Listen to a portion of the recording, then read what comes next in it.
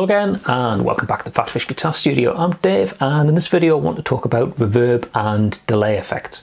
These are both time-based effects, and on the face of it they do a similar job. They're both kinds of echo. They sample the signal as it's going through the effect and then play it back a little bit of time afterwards. But delay and reverb have their own distinct ways of how they work with the signal and the way that you can use them in your playing. So I thought we'd take a look at those today and kind of show you the differences between them, help you decide what would work best for you and how to set them up, different types of reverb, different types of delay, all that sort of stuff. I'll give a bit of a warning now, because I know I always get a lot of hate mail in the comments section from people when I explain things, that people just leave comments like, oh, just stop talking, shut up and play the guitar. No, this is intended to be an educational channel where I show you stuff and explain things. So there will be quite a bit of talking, but there's a reason for that. It's so you understand what it is that the pedals are doing and how they work. If you haven't got an attention span, there's plenty of other videos for you on YouTube. This isn't one of them. Those of you who have got a bit of an attention span and you want to learn something, thanks for sticking around. Let's get into it. Okay, I've got various bits and bobs on my pedal board down here, and amongst those goodies are a TC Electronic flashback delay and a Boss RV6 reverb. Now, generally I'm quite happy to buy pedals that do one thing really, really well, rather than having pedals that have lots and lots of features. As it happens though, both the flashback and the RV6 have lots of different modes, so as well as just showing you the basics of delay and reverb, I can show you different types of delay and different types of reverb. We'll get into that in a bit though. Let's start with the basics and what the difference is between delay and reverb. So the delay is a really simple echo, so it takes the signal coming in, samples it and plays it back. It's got a set here with a single repeat, so I'm going to play something, pay attention to what's happening with my picking hand.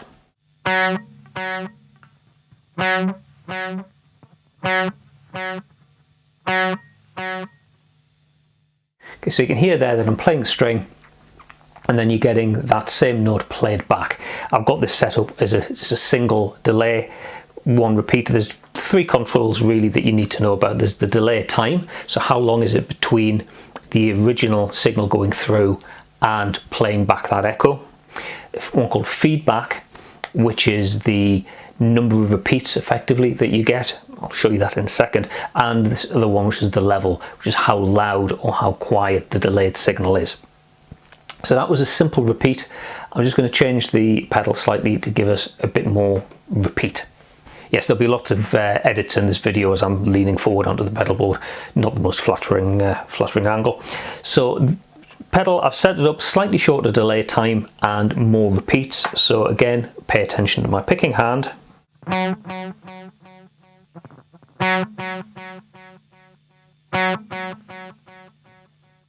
So just playing one note each time, and then you're getting echo, echo, echo, echo, and it's getting gradually quieter, so it's just a natural sort of decay in the sound. So there you go, that's delay, the most simple time-based effect, sampling and then playing back, and you can control the length of time between the repeats and the number of repeats that you get. The next stage up in complexity from the delay is reverb. And reverb is effectively like a compound delay. It's like lots of delays. Reverb's short for reverberation, and what it tries to do is give you the sound of a room. Because if you think about it, if you're in a space, a really echoey sort of space, you think, oh, it's kind of like, I suppose, like a delay that as you're talking or you're playing your guitar, the signal's bouncing off the wall and coming back at you, so you're getting that echo. But you're in a 3D space, so you're hearing an echo off the wall in front of you, off the walls at the side of you, off the ceiling, off the roof, off the walls behind you. As you get a reflected signal off the wall ahead of you, it comes back, hits the wall behind, and you're hearing lots and lots of echoes all on top of each other, and that's what reverb gives you. So I've got the Boss RV6 here. I'll turn off the delay, I'll turn on the reverb, and this is what we call a Hall effect. So it's a digital manipulation, lots of delays. So this is the signal without reverb.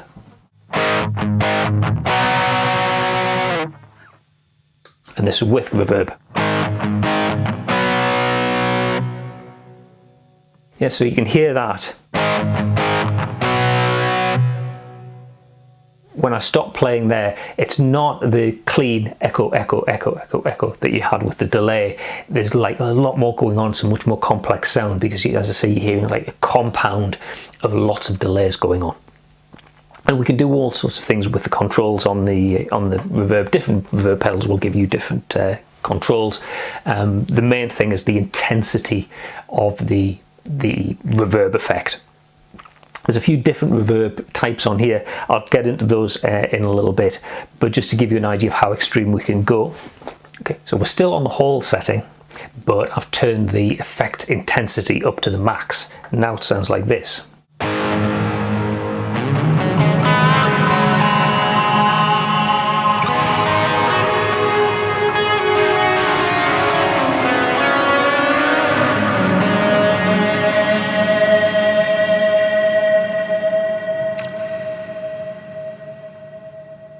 There's reverb trails just going on and on and on, so that's really, really over the top. But it gives you an idea of the difference between delay and reverb. Reverb, a much more complex sound. So I said there's different types of reverb. That was the sound of what we call a hall reverb. It's meant to model the sound of being in a hall. I'll turn the effect intensity down to something a little bit more sensible and show you a few different sounds that are available on this pedal. The next reverb type we're going to hear is plate reverb. So this is a digital recreation of one of the earliest types of reverb that were available in studios, basically where there was two huge metal plates, and the sound would come off one and you would get like a reverberation between them. And it's one of my favourite sounding reverbs. It sounds like this.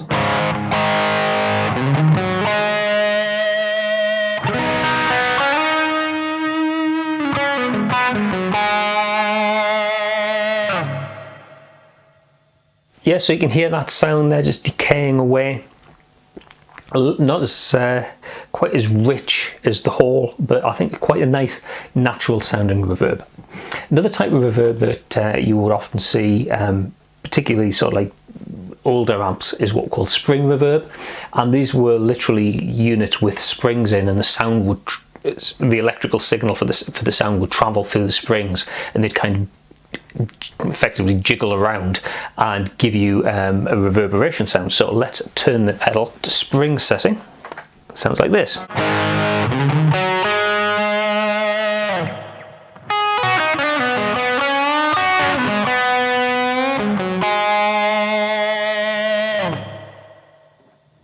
Yeah, it's not as natural a reverb to me. Obviously, there's all sorts of things we can do to tune like the delay times and stuff that's going on in there. I'm just really just giving you a basic idea of what the different, fundamentally what the different sounds are. To me, it's a slightly artificial echo. If you're into surf music and like rockabilly, rocks, things like rock and roll, things like that, spring reverb definitely has a place there. But it's not my favourite, but like I say, it has its place. So reverb settings like that, generally you use them just to give a little bit more warmth, a bit more depth to your sound. And so if I turn that pedal off and you just think about how my guitar sounds now.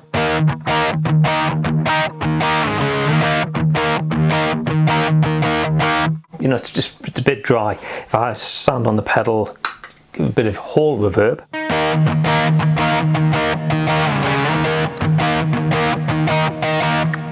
Yeah, it just sounds a bit more natural. Personally, I'm one of those guitar players, and there are many of us. I find it difficult to play with a completely dry signal, i.e. a signal that doesn't have any reverb.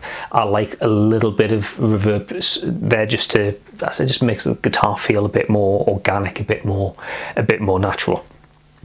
When I use the word dry there, that's one of the words that we use when we're talking about effects. Generally, dry means it doesn't have a time-based effect.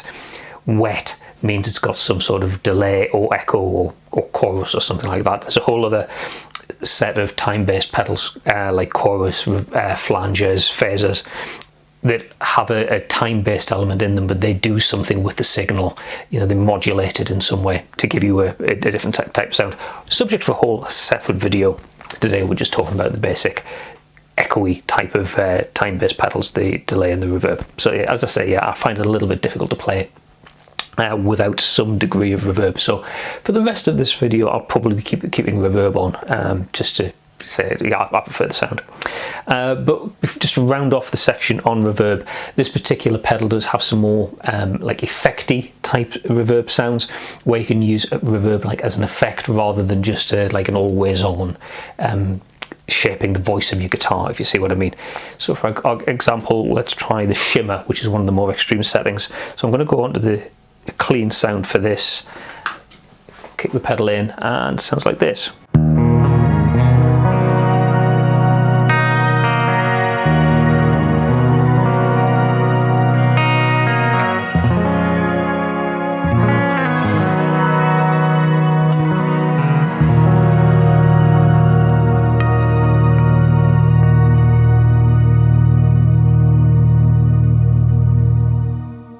Yeah, so that's taking reverb a little bit further. This video though, I'm going to concentrate more on just like the more natural kind of sounds that we can get out of these units. So I'm going to set that to something a little bit more realistic. I'll keep it on, like I said, in the back, just as part of the sound, because I like to have a little bit of reverb in the signal. Okay, so we're back with a bit of reverb on the signal. Sounds like this.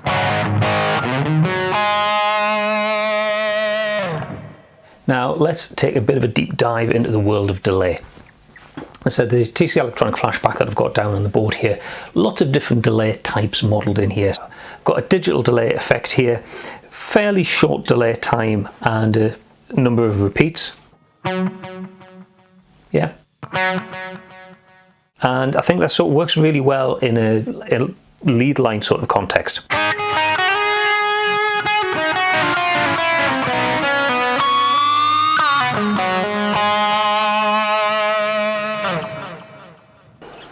I really like the way that works for filling the guitar sound out, and I think it's really effective when you get to the end of the phrase and you can just hear it decaying away rather than that last note just coming to an abrupt halt. And generally that's the sort of way that I use a delay. I've got shortish, you know, about 200-300 millisecond sort of delay time, and half a dozen or more sort of repeats that you can actually hear as the signal decays away. Nothing particularly prominent. There's a few different digital delay settings on the flashback, but so this is the I think they call it the 2290 mode. It's modelling the TC electronic 2290 rack delay. That's a digital delay. Really interesting one to compare that with is the analog delay. So we've got a delay here which is quite a clean, quite a pure sound. Go to the analog.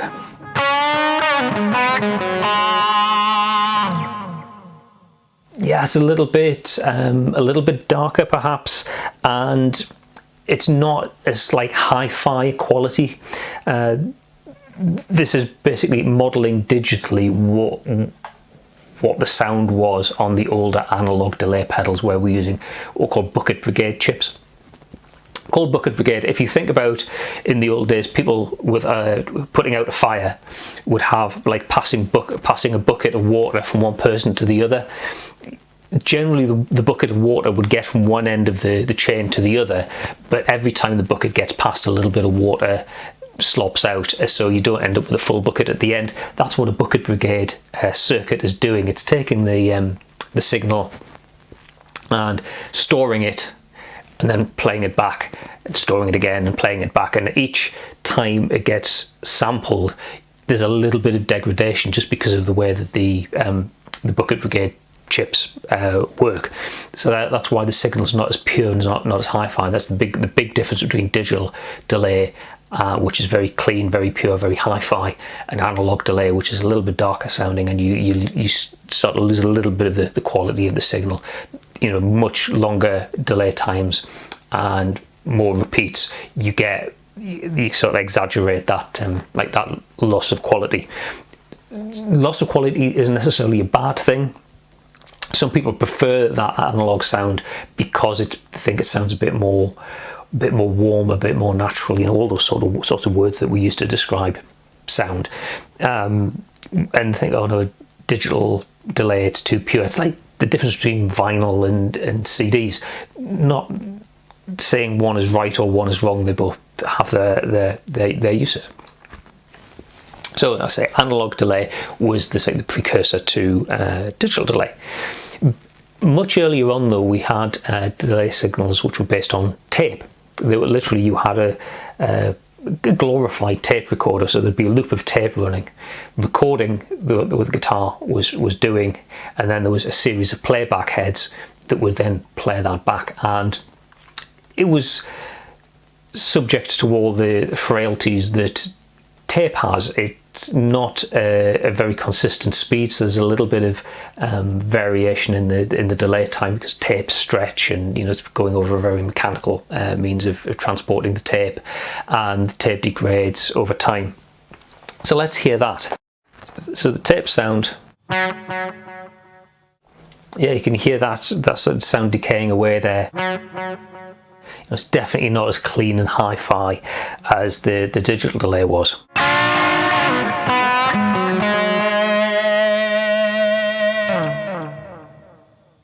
Quite pleasing though. Some people really like tape echo, and if you're into like vintage music and you want to get like authentic like 50s 60s delay type of sounds, tape delay is the way to go. So a number of different delay types on the flashback. I'm not going to go through them all, but those ones I've shown you are what I would consider to be fairly natural sounding ones that you would use to sort of enhance the voice of the guitar. But there are some more effecty sounds, like there's a reverse delay. Sounds like this.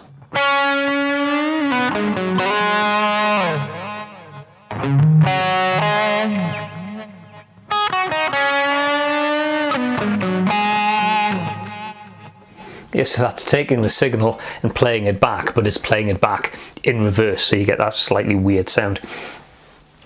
That's moving towards using delay as an effect rather than just as a voice.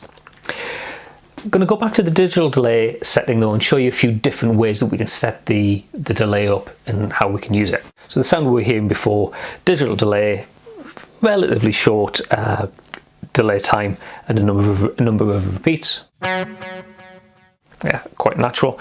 But we can take that delay time much shorter to what we call a slapback, so we're really like single digit number of milliseconds. So this is set with a really short delay time, and I've turned the reverb off just so you can hear it. So I've got single repeat. Yeah, you can hear that didum didum. So it's really useful for like country playing. So actually I'm going to turn the overdrive off.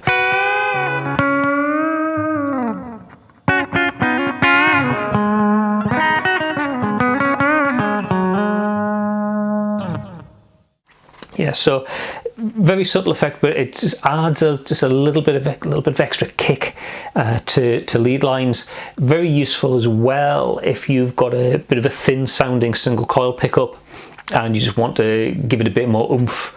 It's not like swapping a single coil for a humbucker, but you can kind of just fill the sound out a little bit. At the other extreme, it would be using a delay with a longer delay time, maybe a second or two perhaps, and again single echo, a longer delay and single repeat. Yeah, and this is really useful if you want to go for something like the Brian May, Brighton Rock type of thing, where you're playing a lead line and then having to echo it back, and you can, if you get the delay time set right, so in step with the tempo of the song, the echoed effect is playing back and you're playing over the top of it, and because there's such a delay, it's not just like a filling out the way it was with the shorter delay time. You do get like two distinct lines and you kind of get a bit of interplay. I'll show you, it'll be much easier than trying to explain it. You get something like this.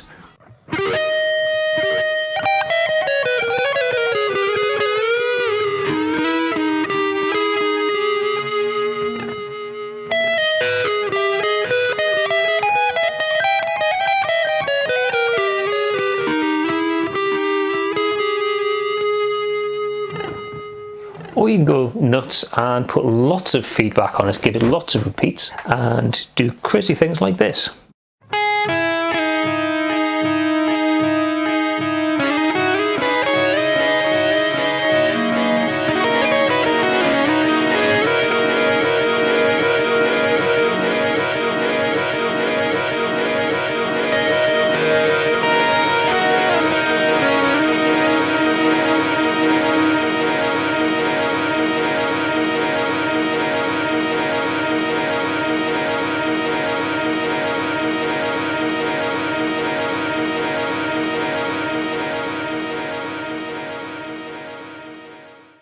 Yes, so but quick overview there of delay and reverb. As I said, both time-based effects, but whereas a delay is just like a simple echo-making device, reverb more complex, compounded, multiple echoes mimicking the sound of a space or something like that. Both very useful, both possibly have a place on your pedal board. Certainly reverb for me is an always on pedal. I always have some reverb playing, and delay is on most of the time for my lead stuff. I tend to use delay quite a lot. But hopefully by showing you the difference there, if you're shopping for something on your pedal board, you understand the difference now between reverb and delay, and can make some choices about what might be best for you. Obviously, it's always best to try these things for yourself because they are influenced by the way that you play. Tone is in the fingers and all that. That's a quick overview though. We could take a much more complex investigation into how these things sound when we run them in stereo. So the signal you're hearing is fairly mono. You're just getting the sound of the guitar. You can do crazy things with delays and reverbs where you're splitting the signal left and right in the stereo spectrum. So obviously you can think about how that would work with like a reverb. It's a very 3D sort of delay signal, but even a delay itself, you can use those in stereo and have like the original signal going to one side and the echo going to the other, or you get ping pong delay where it's literally ping ponging between left and right channels. Really fills out the space. Quite an interesting sound. Or we can move into things like wet dry and wet dry wet setups where we're using multiple amplifiers, where you have one amplifier is like your dry amp, which has no time-based effects, and then a wet, which has the delays and the reverb. So you might have a bit of reverb on like the dry signal, but all the delays and the choruses and whatnot are happening on the wet amp. Or wet dry wet, where you've got like stereo wet with dry in the middle. Loads of different ways you can set up when you get into multi-amp setups, but that's way beyond what I want to talk about in this video. Really, this is just about looking at reverbs and delays, the difference between reverbs and delay fundamentally, and the different sort of reverb and delay sounds that you can get. Hopefully you have found that useful. If you did enjoy the video, then please click the like button down there. If you really enjoyed it and you want to see other stuff that I post on the channel, then please click subscribe, which is also down there, and click the bell icon so you get notified of any new videos that I upload onto the channel. You're welcome to leave a comment, but I don't always get notified by YouTube when people do leave comments on videos. So if there's something specifically you want to draw my attention to, if it's a question about guitar gear, guitar playing, music theory, anything at all, you're better off going here. Fill that form in, that way the question comes direct to me and I can get around to answering it in a future video. Okay, that's all for now. Thanks so much for watching, and I'll see you next time. Bye for now.